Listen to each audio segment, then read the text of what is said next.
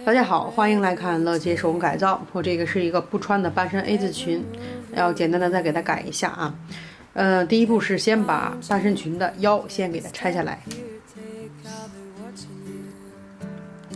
这个裙子腰拆好之后，我们要给它对折一下哈。怎么对折？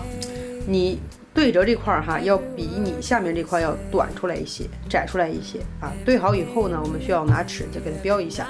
首先呢，找到一个上平线，打一下。从上平线往下量是6寸5，再打一个横线。打好以后，这个横线的话哈，宽的话是5寸5。接着我们再往里量一个，这个是1寸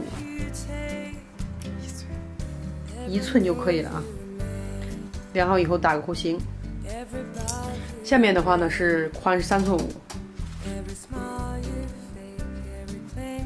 然后给这些线连在一起，拿剪刀开始裁剪。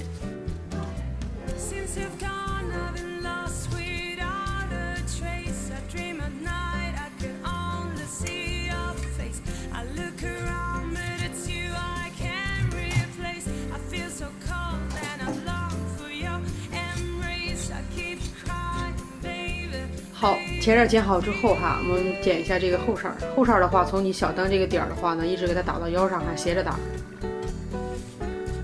然后这个大裆的话呢，是宽出来1寸6，打一个大的弧形。然后下面的话呢是1寸，宽出来1寸，然后连在一起，然后拿剪刀顺着剪下来。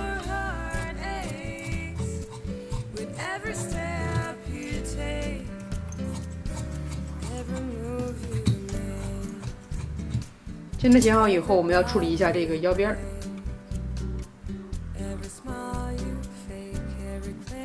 这个前腰哈，后腰不用管它。前腰的话呢，是拿尺子往下大概5分的地方标记一下，斜着打一下，打好以后剪下来。这个是可以分前后的啊。打好以后呢，我们两边给它缝制上。看一下，我们这样就给它改成一个长裤了哈。如果你没有这种不穿的裙子，可以拿来给孩子改一条裤子哈，防蚊裤啊。大家如果说喜欢乐姐，记得关注。